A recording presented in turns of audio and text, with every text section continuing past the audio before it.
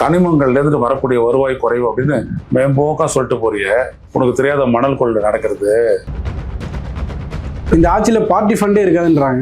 5 star ஹோட்டலில் வேட்பாளர் கூட்டம் நடத்துறீங்களா? இதுக்கான ஃபண்டு எங்கேருந்து வந்துச்சு? திட்டமிட்ட ஏமாற்று வேலை. ஸ்டாட்டிஸ்டிக்ஸ் வச்சுக்கிட்டு பேசுறதுன்றது ஹம்பக். 2 மடங்கு கடன் பெருகி இருக்குன்னு குறிப்பிடுறாரு. எல்லாம் வரலாறு காணாதது தான். ஒரு கூத்தாடி வந்துட்டு அந்த அளவு வந்து உட்காருவோம் அப்படின்றது கூட வரலாறு காணாதது தான். நீங்க அதிகமா சொல்லிட்டு மாட்டிக்கிட்டீங்க. இந்த ஒயிட் பேப்பர் அப்படின்றது nothing but build up to cover their inefficiency. இல்லை, வாக்குறுதி நிறைவேற்றுறதுக்கு அதான் டைம் கேட்குறாங்க.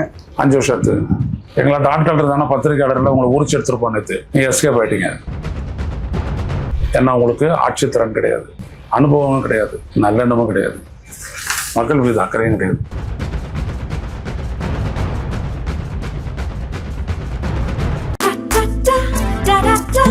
Taste the Milky Mist ice cream. Milky Mist ice creams. தமிழ்நாட்டுல எல்லாமே சேஞ்ச் ஆயிடுச்சு. உங்க நகையையும் சேஞ்ச் பண்ணுங்க. உங்க பழைய நகைக்கு கிராமுக்கு 150 ரூபாய் கூடுதலா வாங்கி புது நகை எடுத்துக்கோங்க. அதே கம்மி சேதாரம் தான் உங்க லலிதால மட்டும்தான். தி டிபேட் நேயர்களுக்கு வணக்கம். இன்று நம்முடன் இணைந்திருப்பவர் மூத்த பத்திரிகையாளர் திரு ஐயநாதன் அவர்கள். சார் வணக்கம். சார் வணக்கம். சார், தாவேகா கவர்மெண்ட் ஆட்சி பொறுப்பேற்றதுக்கு அப்புறம் வெள்ளை அறிக்கை விடுவோம் அப்படின்னு சொல்லிக்கிட்டே இருந்தாங்க. 1 மாதம் கழிச்சு நேற்று வெள்ளை அறிக்கை விட்டுருக்காங்க. ஒரு தனிநபர் மீது வந்து 1,28,934 ரூபா கடன் வச்சிருக்காங்க. எல்லார் மீது இருக்குன்றாங்க. குறிப்பா சொன்னா உங்க மீதும் இருக்காங்க, என் மீது கடன் இருக்குன்றாங்க. நீங்க எப்படி பாக்குறீங்க? சென்ட்ரல் கவர்மெண்ட் வாங்கியிருக்கக்கூடிய கடன்ல நம்மளால எவ்வளவு இருக்கு? எப்போதும் அது இருந்துட்டு தானே இருக்குது. இப்போ இதுக்காக யாராவது வட்டி கட்ட போறோமா? அதெல்லாம் ஒன்றும் கிடையாது. இது வந்துட்டு என்னன்னா ஒரு நாமினல் ஃபிகர் இப்படி இருக்குது அப்படின்றதுக்காக தான். இந்த மொத்த வெள்ளை அறிக்கையும் அவர் என்ன சொல்றாரு? மரியா வில்சன், ஏன்னா மரியா செல்வம்னு வேற சிலர் சொல்றாங்க. மரியா வில்சன் என்ன சொல்றாருன்னா, ஸ்டேட்டினுடைய இன்னைக்கு இருக்கக்கூடிய பொசிஷன் இப்படி இருக்குது அப்படின்னு நாங்கள் சொல்ல வரோம் அப்படின்னு. அதான் உன்னுடைய பர்பஸ் என்ன? இது காட்டுறதுக்கான உன்னுடைய பர்பஸ் என்ன? நாங்கள் இதை மேனேஜ் பண்ணுவோம், இதையும் தாண்டி போவோம், நாங்கள் கொடுத்த வாக்குறுதிகளை காப்போம் அப்படின்னு வரணும் இல்லை? அந்த வார்த்தை வரல. அந்த கேள்வி கேட்டுட்டாங்க. இதெல்லாம் நீங்க சொல்றதுக்கான காரணம் என்ன? நீங்க கொடுத்த வாக்குறுதிகளை நிறைவேற்ற மாட்டீங்களா? என்ன செய்ய போறீங்க? டக்குன்னு சொல்லிட்டாரு. அதை வந்துட்டு மாண்புமிகு முதலமைச்சர் ஜோசப் விஜய் அவர்கள் பார்த்துக் கொள்வார்கள். தள்ளி போட்டாங்க. ஜோசப் விஜய் என்ன பார்த்துக் கொள்வாரு? தள்ளி போடுவாரு. ஏற்கனவே அவகாசம் சொன்னாரு. அவகாசத்தெல்லாம் தாண்டி பயங்கரமா இருக்குது நிலைமைன்னு சொல்லிட்டு அவர் பிக்சரைஸ் பண்ண போறாரு. எதுவுமே ஈர பேனாக்கி பேனை பெருமாளாக்கி காட்டுறது சினிமால அப்படின்னோம்னா அதை விட பெருசா தனது வாயால பெருசாக்கி காட்டுவாரு விஜய். அவ்வளவுதான். அவருக்கு தேவை என்னது? ஏதோ சொல்லிவிட்டோம். வேலை இல்லாதவங்களுக்கு 4000 ரூபான்னு சொல்லிட்டோம். பெண்களுக்கு 2500 ரூபான்னு சொல்லிட்டோம். அதுவும் அனைத்து பெண்களுக்கு வேற சொல்லிவிட்டோம். அனைத்து பெண்களும் பயணம் போலான்னு வேற சொல்லிவிட்டோம். அது இல்லாத இன்சூரன்ஸ் வேற சொல்லிட்டோம் 25 லட்சத்துக்கு. புரியுதுங்களா? இப்படி அடுக்குன்னு அடிச்சுட்டாரு. இது எல்லாத்தையும் தங்கம், வெள்ளி, அது இது, மாமன், மச்சான், தாய் மாமன் அப்படிலாம் சொல்லி அள்ளி விட்டுட்டாரு. அவர் எதிர்பாராத ஒன்று விஷயம் நடந்துருச்சு. அவர் ஜெயிச்சு சீஃப் மினிஸ்டர் ஆவார்ன்றது அவர் எதிர்பார்க்கல. அதனால அவர் என்ன பண்ணாரு? எல்லாத்தையும் அள்ளி விட்டுட்டு இப்ப வந்துட்டு பண்ணிட்ட உடனே முதல் நாள் பதவி ஏற்ற உடனே அந்த பய பிராந்தி வந்து பிடிச்சிருச்சு அவரை. என்ன பண்ண போறோம்? நம்ம பெருசா நம்ம பேசணுமே, இப்ப என்ன பண்ண போறோம் அப்படின்றது. இப்போ எந்த விதமான சட்டம் ஒழுங்கோ பட்ஜெட்டோ கஜானாவோ தேவையில்லை சட்டம் ஒழுங்கை காப்பாற்றுறதுக்கும் மின்சாரத்துக்கும். ஆனா அங்க என்ன ஆயிடுச்சு கதை? நிர்வாக ரீதியாவே இவங்க வந்துட்டு இன்எஃபிஷியன்ட், திறன் இல்லாதவங்க, ஆள தகுதியற்றவர்கள் காட்டிடுச்சா இல்லையா? இந்த 1 மாசம் 35 நாள்ல தெரிஞ்சிடுச்சா இல்லையா? அந்த அவகாசம் போதுமா சார்? ஒரு 6 மாதம் டைம் இன்னும் கேட்குறேன். இல்ல, என்ன பண்ணுவீங்க? 6 மாசத்துக்குள்ள நீங்க ஒரு புது சிஸ்டம் உருவாக்க போறீங்களா? எலக்ட்ரிசிட்டி போர்டு அப்படி டிரான்ஜெட் கொண்டு ஒன்று இருக்குது இல்லையா? டிஸ்ட்ரிபியூஷன் கொண்டு இருக்குது, ஜென்ரேஷனுக்கு ஒன்று இருக்குது, சப்ளைக்கு ஒன்று இருக்குது. இதெல்லாம் ஏற்கனவே சிஸ்டம் இருக்குது. போலீஸ் அப்படியே இருக்குது. 6 மாசம் எதுக்கு உங்களுக்கு? ஏற்கனவே இருந்தது தானே. 10ஆம் தேதி வரைக்கும் இந்த நாட்டில் எல்லாமே நல்லா இருக்கு. சட்டம் ஒழுங்கு நல்லா இருக்குது, மின்சார சப்ளை எல்லாம் நல்லா இருக்குது. 11ஆம் தேதியிலேருந்து எப்படி மாறுது? எதனால மாறுது? அதை கண்டுபிடிங்க நீங்க முதல்ல. இப்ப நேற்று தான் முதல் முறையா அவர் வந்துட்டு மின்சார தட்டுப்பாடு ஏன் ஏற்படுது, ஏன் மின்தடை செய்ய வேண்டிய கட்டாயம் ஏற்படுது அப்படின்னு நேற்று தான் முதல்ல மின்சார வாரிய அதிகாரிகளோடு ஒரு மீட்டிங்கை நடத்திருக்கிறார் இவ்வளவு காலத்துக்கு அப்புறம். புரியுதுங்களா? ஸோ இதுக்கு நீங்க சிஸ்டத்தை குறை சொன்னா என்ன இருக்குது? இதுக்கு என்ன அவகாசம் தேவை? இது உடனே பண்ணிட்டு போறாரு. இதே மாதிரி காவல் அதிகாரிகளை கூப்பிட்டு ஒரு மீட்டிங் ஒன்று நடத்துறீங்க அப்படின்னா அவங்க சொல்லிட்டு போறாங்க எப்படி தடுக்கிறதுன்னு. ஆனா நீங்க என்ன பண்ணுவீங்க, ஒரு ப்ரீ கன்சீவ்டு நோஷன், சிங்கப்பெண்ணே அப்படின்னு ஒரு படையை வச்சுட்டா அது வந்துட்டு எல்லாத்தையும். தமிழ்நாடு 1,36,000 சதுர கிலோமீட்டர் பரப்புல உள்ள ஒரு பெரிய மாநிலம். இதுல எங்க சிங்க பெண்கள் போயிட்டு எங்க அலைஞ்சு எங்க என்னத்த பண்ண போறாங்க யோசிக்கணும். இது எப்படின்னு போன இடத்துல என்ன சொல்லிட்டாங்க, ஒரு ஆப்பை ஒண்ணு கொடுத்துட்டு அதை நீங்க இது பண்ணுங்க, டேப் பண்ணுங்க, நாங்க வந்துடும் அந்த இடத்துக்குன்னு சொன்னாங்க. அது மேக்சிமம் வெளியில நடமாடக்கூடிய இளம் பெண்களுக்கு அது போதும். மற்றவங்களுக்கு எல்லாம் என்னது பெட்ரோலிங், அது எப்போ கொண்டாந்தாச்சு, ஜெயலலிதா ஆட்சியிலே கொண்டாந்தாச்சு பெட்ரோலிங். ஆனா இவர் நான் வந்ததுக்காக ஏதாவது ஒண்ணு செய்யணும் அப்படின்றதுக்காக தான் இப்போ அவர் செஞ்சிருக்காரு. இப்போ வருவோம் மறுபடியும் இப்போ இந்த வெள்ளை அறிக்கை. ஸோ இப்போ இந்த வெள்ளை அறிக்கை கொடுத்துறதுனால என்ன ஆக போகுது, 13 லட்சம் ரூபா ஒட்டு மொத்தமான கடன் இருக்குது, 10 லட்சம் ரூபாய் அரசுகிட்ட இருக்குது, மேற்கொண்டு ஒரு 3 லட்சம் ரூபா வந்துட்டு தமிழ்நாடு எலக்ட்ரிசிட்டி போர்டும் அது சம்பந்தப்பட்ட மற்ற கிளை அமைப்புகள்ட்டையும் இருக்குது அப்படின்றாரு. இப்போ நீங்க என்ன பண்ண போறீங்க? இதே இது வந்துட்டு அவர்கிட்டையும் இருந்துச்சு இல்லையா, ஸ்டாலின் இருக்கும்போது இருந்துச்சு இல்லையா, இருந்துச்சா இல்லையா? அவர் எப்படி அவ்வளவு நலத்திட்டங்கள் அது என்னைக்கும் நீங்க நிறைவேற்ற முடியுது இல்ல, நீங்க அதிகமா சொல்லிட்டு மாட்டிக்கிட்டீங்க. இப்போ அவர் என்ன சொன்னாரு, இது வெற்று அறிக்கை அப்படின்றாரு. யாரோ தங்கம் தென்னரசு முன்னாள் நிதியமைச்சர், அவர் தான் வந்துட்டு 1.25 மணி நேரம் அந்த பட்ஜெட்டை கொடுத்தாரு, இடைக்கால பட்ஜெட்டை. இடைக்கால பட்ஜெட் எதுக்கு இவ்வளவு நேரம் படிக்கிறாருன்னு நல்லா யோசிச்சு, இயலாமை மறைக்காக தான் இந்த வெள்ளை அறிக்கை விட்டுருக்காங்க. ஆமா ஆமா, உண்மையில என்னன்னா இவர் சொல்றாரு, இந்த மாதிரி ரெவென்யூவை இன்க்ரீஸ் பண்ணாதையே இவங்க வந்துட்டு எக்ஸ்பெண்டிச்சரை வந்துட்டு பண்ணியிருக்கிறாங்க. ஆனா நாங்க வந்துட்டு அவங்க பண்ண அந்த எக்ஸ்பெண்டிச்சர்லாம் தப்புன்னு சொல்ல மாட்டோம், அது நம்மளுக்கு பெருமை தான். அதாவது ஸ்டாலின் சொன்ன முன்னெடுத்த மக்களுக்கான நலத்திட்டங்கள்லாம் தமிழ்நாட்டுடைய பெருமை தான் அப்படின்றாரு. யாரு? மரியா வில்சன். முடிஞ்சு போச்சு. அப்போ நீங்க எங்க கான்சென்ட்ரேட் பண்ணணும்? நீங்க என்ன பண்றீங்க, கர்நாடகா, மகாராஷ்டிரா, குஜராத் 3 மாநிலங்களும் நீங்க வந்து ஒப்பிடுறீங்க தமிழ்நாட்டோட. இந்த 3 மாநிலங்களும் எவ்வளவு ரெவென்யூ தராங்க, எவ்வளவு இன்டர்ன் ரெவென்யூ ஷேர் பெறுறாங்க, அது சொல்லணும்ல, ஆனஸ்டா அதை சொல்லணும்ல. தமிழ்நாடு 9% கொடுத்துட்டு வெறும் 4% மட்டும் திரும்பி வாங்குது. அது 6.6%ல இருந்து 4.1% குறைச்சிட்டாங்கன்றத நீங்களே சொல்றீங்க. நீங்க இந்த மாதிரி ஒன்றத்தை சொல்லும் பொழுது, லயபிலிட்டிஸை பத்தி சொல்லும் பொழுது ரெவென்யூ பத்தி சொல்லணும்ல. ஒய் லயபிலிட்டிஸ் ஆர் இன்க்ரீசிங், கொடுக்க வேண்டியது அப்படின்றது எதுக்காக அதிகமாகுது? கொடுக்கறதுக்கு வகைத்தொகை இல்லாதனால ஆகுது, பணம் இல்லாதனால. பணம் தர வேண்டியவன் யாரு? இந்திய ஒன்றிய அரசு. 2% கொடுக்கக்கூடிய பீகாருக்கு 10% அவன் ரெவென்யூ ஷேர் தரான். 8% தர உத்தரப்பிரதேசத்துக்கு 16% தரான். கிட்டத்தட்ட 10% கொடுக்குற தமிழ்நாட்டுக்கு வெறும் 4% தரான். அப்ப இதெல்லாம் நீங்க பெருசா பேசணும். அப்ப அந்த 9.4ன்றது 8% ஆச்சுன்னா என்ன ஆகும்? எவ்வளவு தமிழ்நாட்டுக்கு கிடைக்கும்? அப்ப இந்த டெபிசிட் இந்த மாதிரி வருமா? டெபிசிட் இன்க்ரீஸ் ஆகிட்டே போகுதுன்றிய, அப்ப அந்த டெபிசிட் எங்கேருந்து இன்க்ரீஸ் ஆகுது? பண்ண வேண்டிய செலவு பண்ணித்தானே தரணும். குடும்ப உதாரணத்தை காட்டுறேன், குடும்பத்தை பட்டி போட முடியுமா? கடன் வாங்கியாவது நடத்த தானே வேணும். அதான் ஒன்றிய அரசு கிட்ட இருந்து அந்த பர்மிஷன், அதை ஆர்பிஐல பர்மிஷனோட இவங்க கடன் வாங்கி செய்யறாங்க. அதனால ஒன்னும் ஆயிட போறது இல்லை. இப்போ நீ கடன், இப்போ நாளைக்கு உங்களுடைய ஆட்சியை கவுத்துட்டாங்க, உடனே உங்ககிட்ட ஒரு வட்டி, நீங்க இருந்த போது ஆட்சியில இவ்வளவு தூரம் வட்டி கட்ட வேண்டியது இருக்குன்னு உங்களே வந்து பிடிக்க போறாங்க, இல்லை இப்போ ஸ்டாலினை பிடிக்க போறாங்க. அதெல்லாம் ஒன்றும் கிடையாது.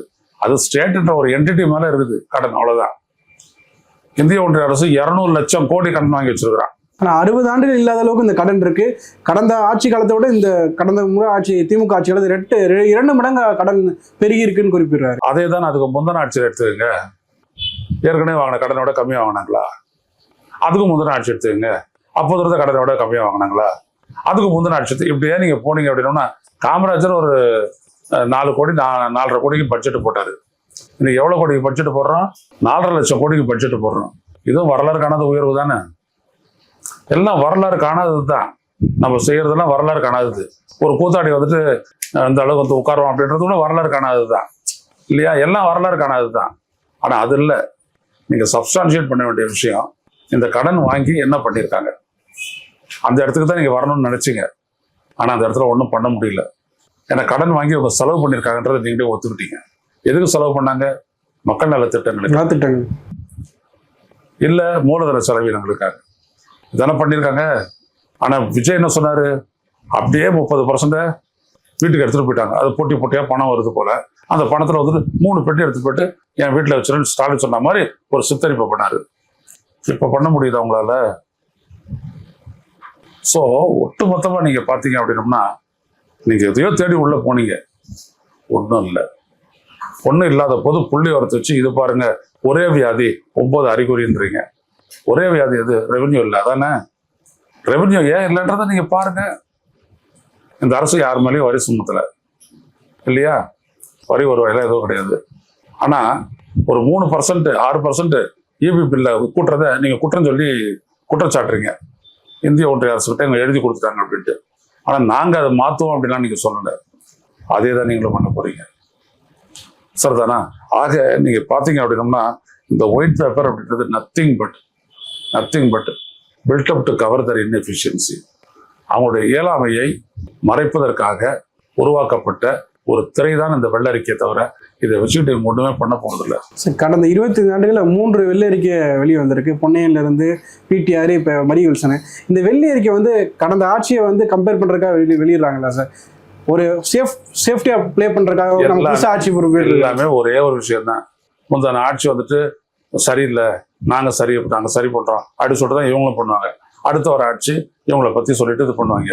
இப்போ இவங்க போயிட்டாங்கன்னு வச்சுக்கோங்க, ஒரு 6 மாதத்துலேயோ 1 வருஷத்துலையோ அடுத்து வரக்கூடிய ஆட்சி இவங்களுடைய ஆட்சியில் எவ்வளோ தூரம் எல்லாமே போச்சு அப்படின்றத சொல்லணும்.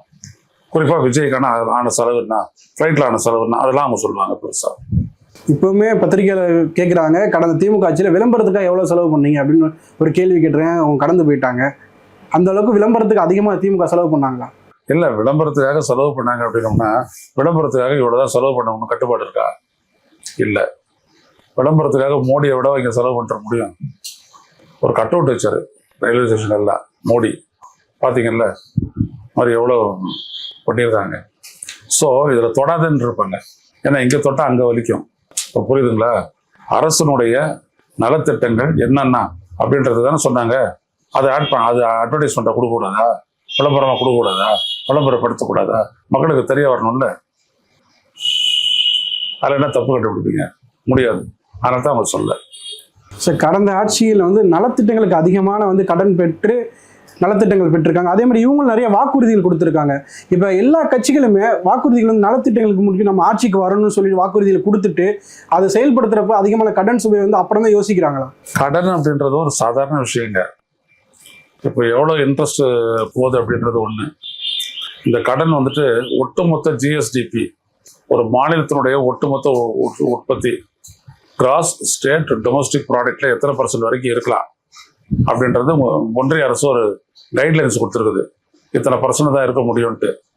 அத்தனை % இருந்ததுன்னா தான் நீங்கள் கடனே வாங்க முடியும். ஸோ பிரச்சனை இவ்வளவுதான். புரியுதுங்களா? இந்திய ஒன்றிய அரசனுடைய டெபிசிட் எங்கே போச்சு அப்படின்னோம்னா 7.5%, 8%லாம் போச்சு. இதெல்லாம் இவங்களுக்கு தெரியாது, நமக்கு தெரியும். இந்த மாநிலத்தினுடைய கடன் ஒட்டுமொத்த உள்நாட்டு உற்பத்தி அதனுடைய டெபிசிட் பற்றாக்குறை, நிதி பற்றாக்குறை அப்படின்றது 3.5% குறைவாக தான் இருக்குது. இது 4% வரை இருந்துச்சு. அதை குறைச்சிட்டோம் அப்படின்னு சொன்னவர் தான் பிடிஆர் பழனிவேல்ராஜன். அதெல்லாம் இவங்க சுட்டி காட்டவே இல்லை, அப்படியே கடந்து போயிடுறாங்க. புரியுதுங்களா? தமிழ்நாட்டினுடைய நிதிநிலையினுடைய நிலைமை என்ன அப்படின்றத கடைசியா வெளியிட்ட பட்ஜெட்ல, இடைக்கால பட்ஜெட்ல தங்கம் தென்னரசு எல்லாத்தையும் புட்டு வச்சு விட்டாரு. இதனால ஒன்றும் கிடையாது. 2வது விஷயம் என்னன்னா, நீங்க கடன் வாங்க போறீங்க. கடன் வாங்கி என்ன பண்ண போறீங்க? இது ஒண்ணு. ஒரு விஷயத்துக்கு வருவோம். அது என்ன அப்படின்னா, நீங்க கொடுத்த வாக்குறுதிகளை நிறைவேற்ற முடியும். எப்படின்னும் போது மரிய வில்சன் சொல்றாரு, ரெஜிஸ்ட்ரேஷனுடைய ஃபீஸ் அதிகப்படுத்தலாம் அப்படின்றதுக்காக அவர் சொல்றாரு. கைட்லைன்ஸ் வேல்யூ எப்படி இருக்குது, மார்க்கெட் வேல்யூ எப்படி இருக்குது, கைட்லைன்ஸ் ரொம்ப குறைச்சிருக்கிறாங்க. இதனால ஸ்டாம்ப் ரெவென்யூ நம்மளுக்கு கம்மி. ஒருமே ஒரு எக்ஸாம்பிள் சொல்ற, ஒரு வேல்யூ அண்ணா நகர்ல ஒரு பிளாட்டோட வேல்யூ ஒரு 25,000 சாம்பிள்னா 3,000 ரூபா அதுக்கு கீழே வச்சு இது பண்றாங்க. அது அண்டர்கிரவுண்ட் டீல் நிறைய பண்றாங்க, கடந்த ஆட்சியில பண்ணியிருக்காங்க. இது வந்து நாங்கள் ஊழலற்ற அரசாங்கம் இருக்கும் அப்படின்றாங்க.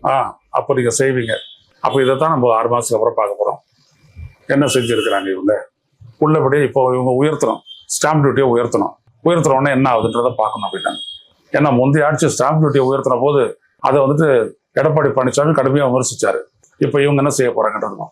2வது விஷயம், கனிமங்கள்ல இருந்து வரக்கூடிய வருவாய் குறைவு அப்படின்னு மேம்போக்கா சொல்லிட்டு போறிய. உனக்கு தெரியாத மணல் கொள்ளை நடக்கிறது இல்ல, அதுலயும் ஊழல் நடந்திருக்குன்றாங்க. நான் என்ன சொல்ல வரேன், மணல்னு சொல்லிட்டு கனிமம் மக்களுக்கு புரியாத நம்முடைய பேசிட்டு இருக்கிற. முதல்ல மணல் கொள்ளை, அதுக்கப்புறம் மொத்த கொள்ளை, பேசு பட்டவர்த்தனமா. நான் எழுதி வச்சிருக்கிறேனே 2017 வெளியிட்ட புத்தகத்துல ஹைட்ரோ கார்பன் அபாயன்ற புத்தகத்தில் அதனுடைய காப்பி விஜய்க்கு நான் கொடுத்துருக்குறேன். அதில் எடுத்து பாரு, ஒரு ஆற்றுப்படுகையிலையும் எவ்வளோ மணல் கொள்ளையடிக்கப்பட்டது அப்படின்ற விவரம் தெரியும். புரியுதா? நான் என்ன சொல்ல வரேன், மணல் கொள்ளையை நாங்கள் முழுமையாக மாற்றுவோம், ரெவன்யூ வரும், இதில் மட்டும் நாங்கள் துண்டா 50,000 கோடி சம்பாதிப்போம், அதை வச்சு நிறைவேற்றும் அப்படின்னு சொல்றதுக்கு உனக்கு துணிவு இருக்குதா? ஏன் சித்திக்க தெரியாதா? உனக்கு தெரியாது, சித்திக்க தெரியாதா? ஏன் அதெல்லாம் சொல்லலை? ஏன் சொல்லலை? இதை நான் விட போறதில்லை, நீங்க விட்டீங்கனாலும். மணல் கொள்ளையை தடுங்க, மணல் மாஃபியா அது இது இப்படிலாம் பேசுறாங்கல்ல, முதல்ல அதை கட் பண்ணுங்க. அதுல இருந்து வரக்கூடிய ரெவன்யூ முறைப்படுத்துங்க. இந்த ஆட்சியிலையும் மணல் கொள்ளை நடக்குதுன்றீங்களா? இல்லை, இவங்க ஏன் சொல்லலைன்ற சுட்டி காட்டணும்ல, இவனால இது நடந்துச்சு அப்படின்னு நீங்க சொல்லணும்ல. நாங்க வந்தோம் அப்படின்னோம்னா ஒரு லோடு மணல், இப்போ நீ சொல்றல கைட்லைன்ஸ் வேல்யூ இவ்வளவுதான், ஆனா மார்க்கெட் வேல்யூ இவ்வளவு அங்க அப்படின்னு சொல்றல அண்ணா நகர்ல, அதே மாதிரி நாங்க ஒரு லோடு மணலை இவ்வளவுக்கு தான் கொடுக்குது தமிழக அரசு விற்குது, ஆனா வெளி மார்க்கெட்ல அது இத்தனை ஆயிரத்துக்கு போகுது அப்படி சொல்லணும்ல. அப்ப சொன்னதானே நீ செய்வேன்ற நம்பிக்கை ஏற்படும். ஆனா நீ சொல்ல மாட்டேங்கிறிய. நான் எல்லாத்தையும் பிளக் பண்ணிடுவோம், எல்லா விதமான லூப் ஹோல்ஸையும் பிளக் பண்ணிடுவோம், எல்லா விதமான பில்ஃபரேஜையும் தடுத்துருவோம், ரெவன்யூ நிச்சயம் 1 லட்சம் கோடி இன்க்ரீஸ் ஆகும், எல்லா கனிமத்தையும் பிடிச்சிருவோம், சரியான டியூட்டியை போடுவோம், ரைட்டா பண்ணுவோம், நிச்சயம் ரெவன்யூ வரும். ஆனா ஒண்ணு, எங்க இந்த கட்சி நடத்துவீங்க? இப்போ ஒரு எம்எல்ஏக்கு நீங்க 50 லட்ச ரூபா கொடுத்ததா சொல்றாங்க, நல்லா வெள்ளை சட்டை வெள்ளை வேட்டிலாம் போட்டுக்கிட்டு வளம் வா, ஏன்னா நம்மளுக்கு வந்துட்டு உள்ளாட்சி தேர்தல் இருக்குது, அது வரைக்கும் பெருசா காட்டிக்கணும், தூய்மையானவர்கள காட்டிக்கணும். இந்த ஆட்சியில பார்ட்டி ஃபண்டே இருக்காதுன்றாங்க. இருக்காது, ஓகே. அப்போ இது வரைக்கும் கட்சி நடவடிக்கைகள்லாம் எடுத்தீங்களா? நடவடிக்கை எடுத்தீங்களா? மாநாடுலாம் நடத்துறீங்களா? 5 ஸ்டார் ஹோட்டலில் வேட்பாளர் கூட்டம்லாம் நடத்துறீங்களா? இதுக்கான ஃபண்டு எங்கேருந்து வந்துச்சு? யார் கொடுத்தது? அதெல்லாம் பார்ட்டி நடவடிக்கை தானே. எங்கேருந்து வந்துச்சு ஃபண்டு? சொல்லு.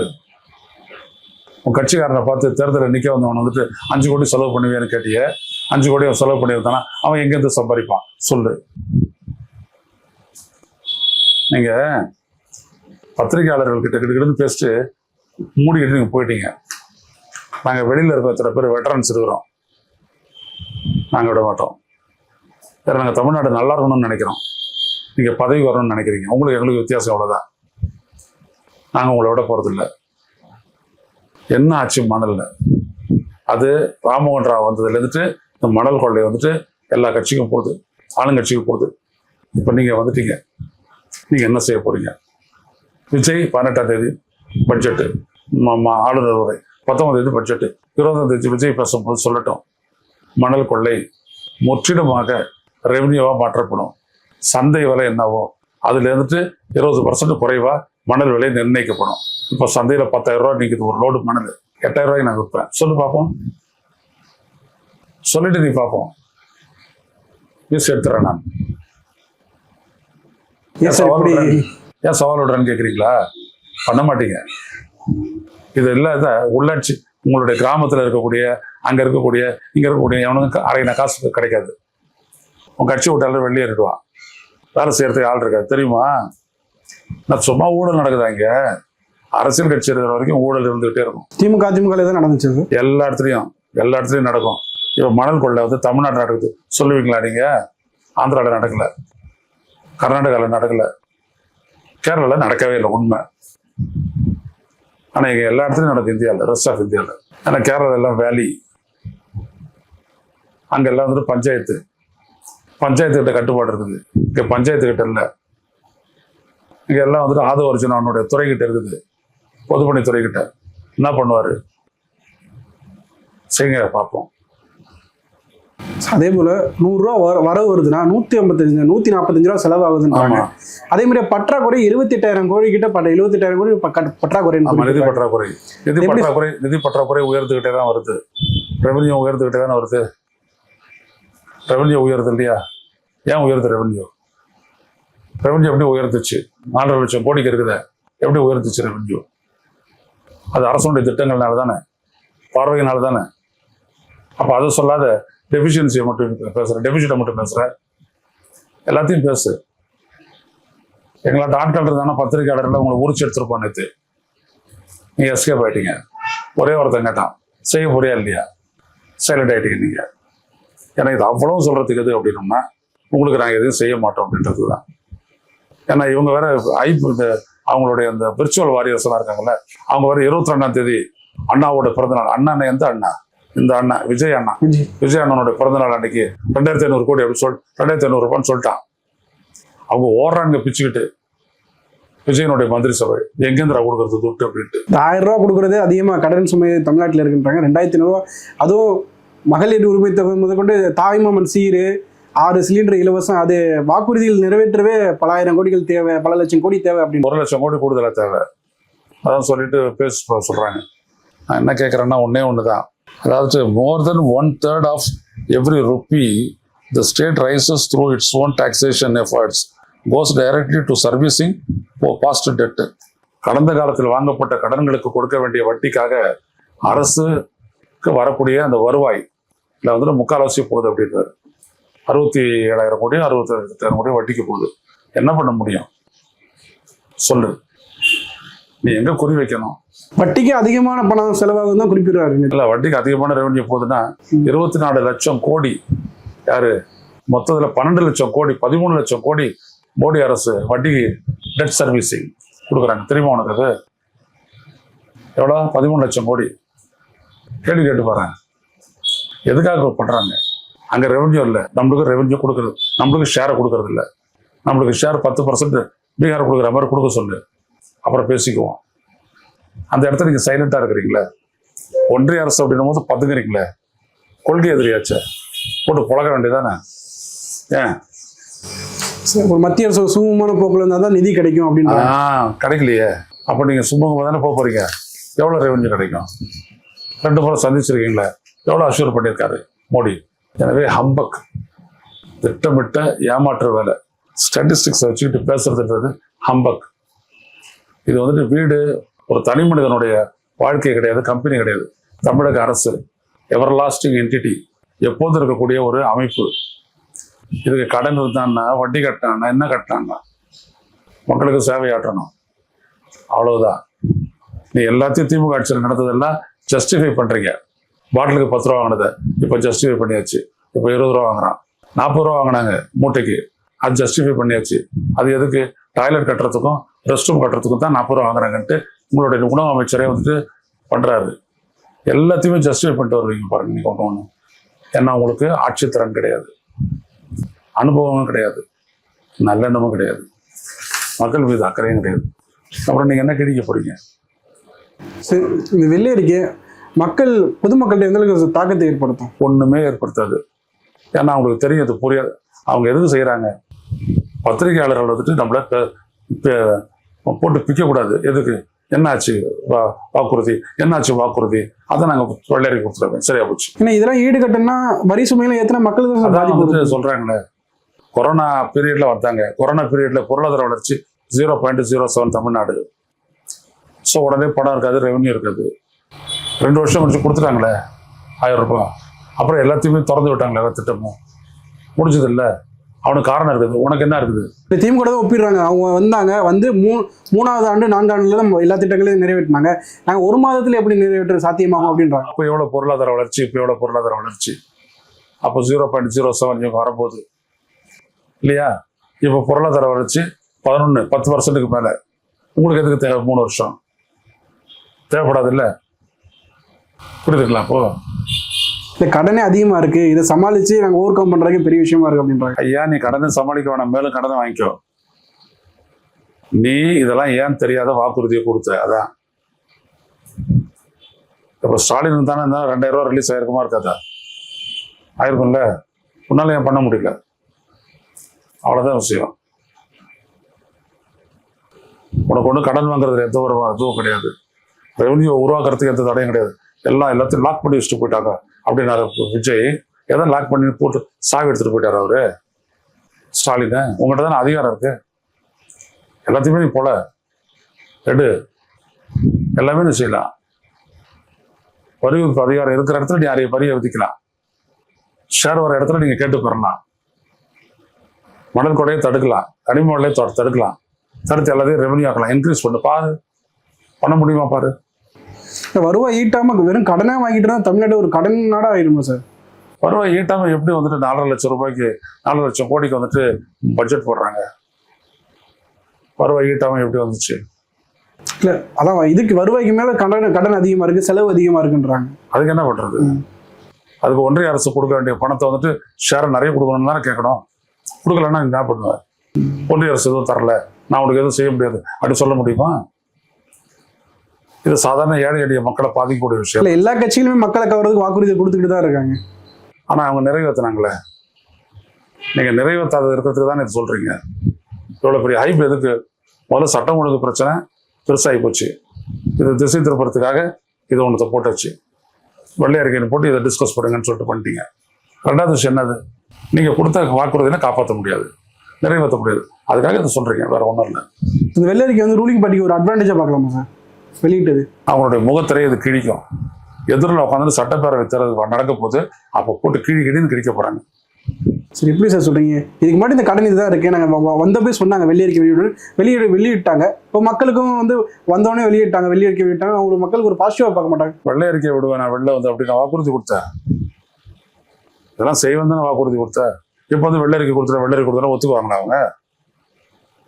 கூட ஆள தெரியாத, அதாவது ஆள தெரியாத நடனம் அது அரங்கு கோணல் நானா அந்த கதை. இது உங்கள்கிட்ட அதிகாரம் இருக்கு, நான் ரெவன்யூ அதிகப்படுத்துவேன் அதானே சொல்றேன். அங்கே ஊழலற்ற நிர்வாகத்தின் மூலம் ரெவன்யூ அதிகரிப்போம். அப்புறம் ஏன் வந்துட்டு சொல்ல வேண்டியதானே, ஊழலற்ற நிர்வாகத்தின் மூலம் ரெவன்யூ அதிகரிப்போம், மக்களுக்கு கொடுத்த வாக்குறுதி நிறைவேற்றுவோம் அப்படின்னு சொல்ல வேண்டியதானே. ஏன் உனக்கு சொல்ல தயக்கம்? இல்லை, வாக்குறுதி நிறைவேற்றுறதுக்கு அதான் டைம் கேட்குறாங்க. 5 வருஷம் எடுத்து 6 வருஷம் எடுத்து பார்ப்போம் சார், பொறுத்திருந்து பார்ப்போம் சார். பல தகவலை பகிர்ந்ததுக்கு ரொம்ப நன்றி சார்.